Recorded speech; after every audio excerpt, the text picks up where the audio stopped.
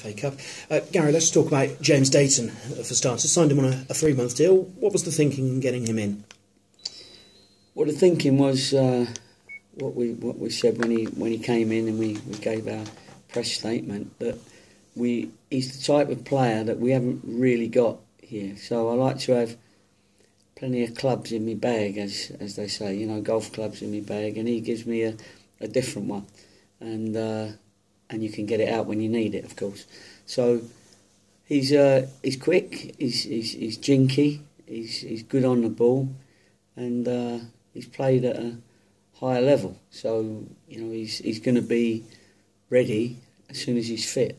And when he's fit, then we can get the best out of him and see exactly what he has got, which is different to everybody else. But he'll mix and match nicely with our squad. And presumably he'll give you the option to change the shape because he can play as an orthodox winger.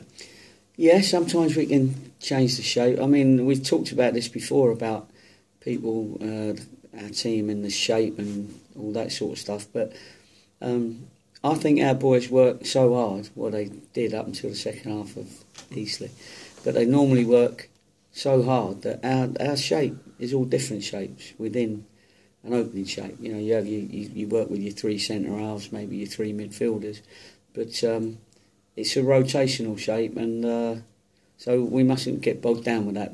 However, if you want somebody to come on and get at somebody, then James is probably your man. And you said he's got to get fit first. How far away is he potentially?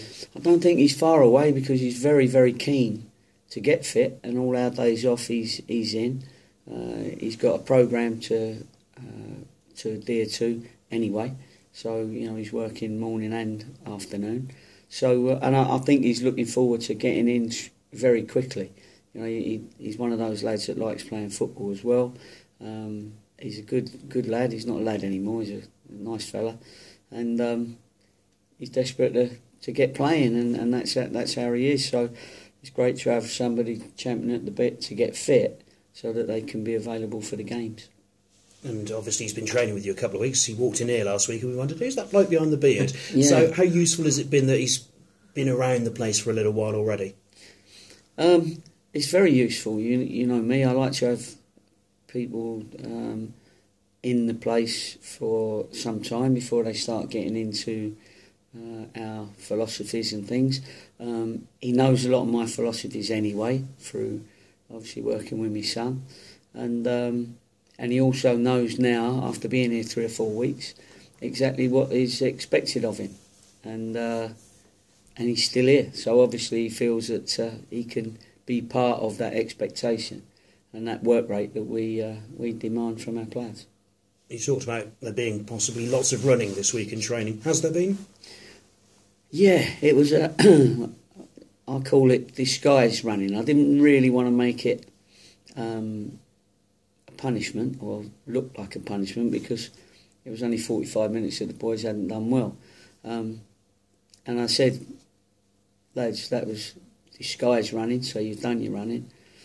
And then there was a little voice out the back when there's no flipping disguise in that running, don't worry about that. Because they did do a lot. And there was a diving header at the end of it, but they probably had to run 50 yards 100 and odd times with a dive or a flying volley or something, because there was crosses coming in over a 30 odd yard area at both ends, and they had to get the one end and get the other end. So it was disguised running. So they did a lot of running, but actually it was one of them that at the end of it they were sweating, and they knew they'd done a job, if you like, or done a stint. But it wasn't just boring running. I needed to brighten them up as well as give them the running, if you know what I mean. I thought their minds were a little bit dead second half against Eastleigh, so I thought I'd liven that side of it up with the running. And was that also part of the process you also talked about, of getting the players back to where they needed to be? Yeah, I mean, you look at our league, we've played 18 games. You look at other leagues, they've only played 12 and 13. So we have had a lot of games, and we've had boys on the bench, but most of them, Vaughan, Rowie, Asa, they've all been coming back from long-term injuries. So because we've done well, they haven't had the opportunity to start often. So obviously with them, I'm reluctant. We're going to start playing second 11 games. Obviously the Gloucester Cup is going to be coming up.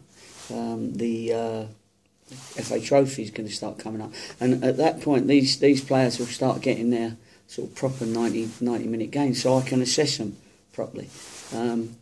So therefore, because of that, they've been on the bench for quite some time, near enough, and the other boys have been out there playing. So as soon as we start getting these 90 minutes for these lads in other competitions, I can then work out whether they're ready to start 90 minutes in the first team. Different competition this weekend, FA Cup. How different, though, is it in terms of the approach, the aim and everything else? No, it's an important game. It's a very important game for the club, and it'll be just as important as Grimsby's game on Friday. You know, so we need to make sure that we do all we can to get through to the next round. It'd be a big disappointment if we don't, to the whole club, because you know it is a competition that you need to get 3 or 4 rounds in on, and more if you can. And this club and clubs that I've been at have always, you know, we've been lucky enough to get big draws every now and again, and we know how that can pick people up, sort of thing. You know, and the players enjoy them, the supporters enjoy them, and certainly the financial people enjoy them. And presumably you'd enjoy it as well if it can boost your budget a bit. Well, that's it. I mean, it's that is important, because if there's something there, I know the club will say to me, you know, that we've got enough to go and get 1 or 2 in, if that's what we need. And if it's not there, I know when I ask and they say, no, sorry, we haven't got it. But at the moment it's going well, and everybody trusts each other. I think that's the massive thing about the club. The players trust the management trusts the players, the management trusts the board trusts the manager. You know, when you get that sort of trust in the club, and everyone's really is pushing in the same direction, then that becomes quite a strong force. You've got some young players in the squad who won't have played in the FA Cup before. How exciting will it be for them, do you think? I think it'd be very exciting. They've all seen the history of the FA Cup, and they'd have seen some of their mates playing in big games in the FA Cup, and I'm sure they'll really be looking forward to it. So hopefully it'll be a nice, lively game, because both teams are going to want to get through to the next round. But yeah, we've got some young lads that will be doubly keen. How do you avoid Havant being a banana skin for Cheltenham? Well, it's bad enough playing one team, let alone 2, Havant and Waterlooville. Bloody hell, gives a break. But they've not had a great start to the season, have they? And but when you look at their individual players, they got some good players, and those players have played at good levels. I mean, James Hayter was with me at Yeovil and did fantastic, and was a big part of us getting from the first division to the championship.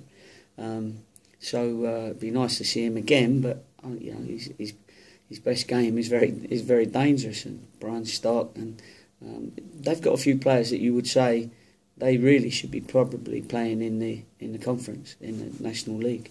So you know, we've got to be careful, but they are on a little bit of a downer, and we've got to pick ourselves up from the last half. So both managers will know that there's a game on their hands. Injuries, everyone okay? Yeah, we've had to pull a couple out for a couple of days, but that's just sort of precautionary, so that any slight injury didn't get worse. So no one needs to know who they are really, but they should be fit by Saturday.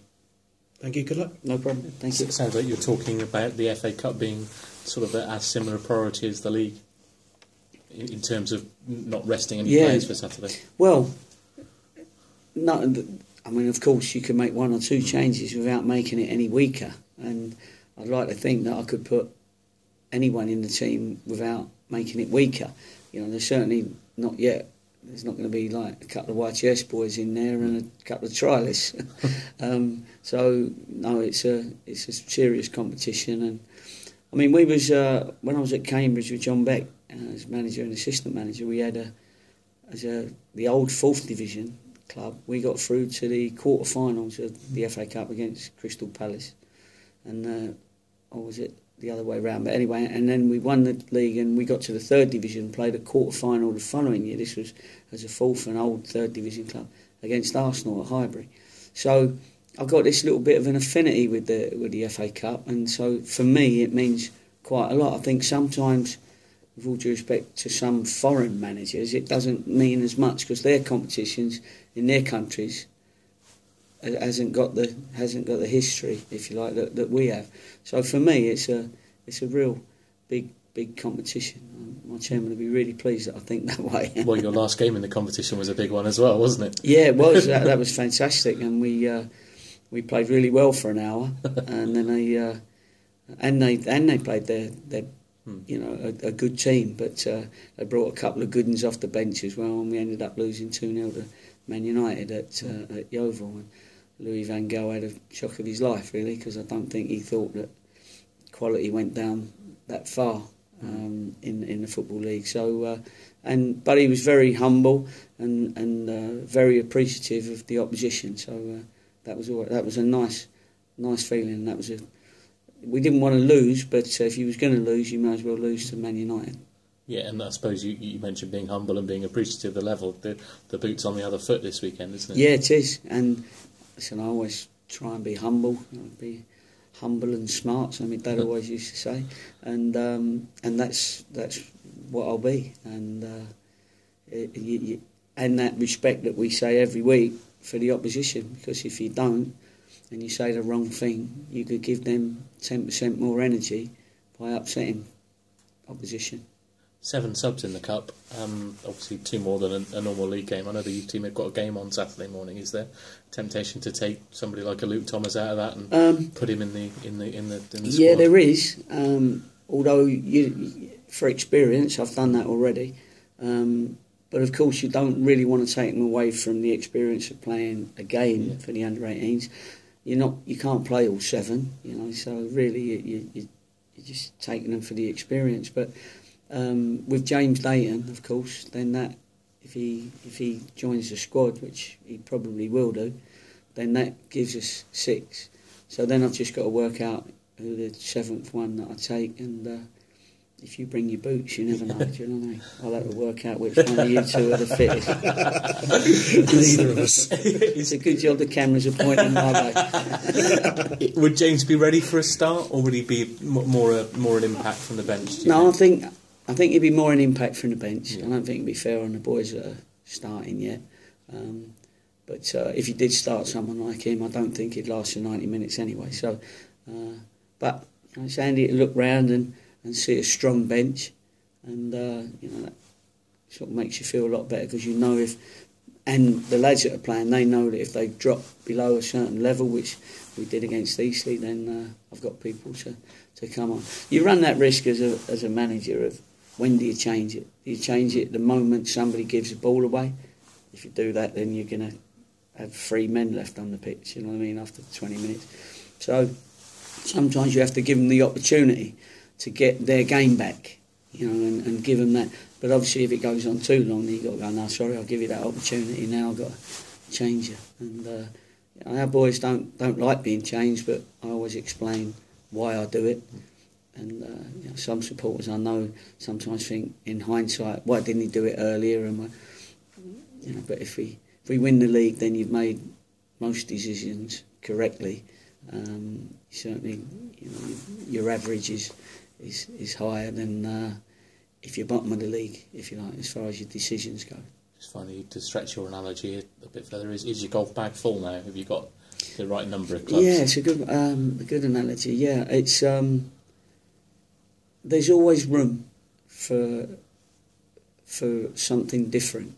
We may find a big bertha out there, some one wood that's going to put himself about and smash it a mile, but and then you have your little putter that is the one who just passes the ball in the back of the net, because he's that type of player that is always in that dangerous area and nicks other people's goals. Thanks a lot, and he just gets on the end of it. So there's always room room for all that. So, and I'll leave room just in case. Excellent. No problem. Cheers.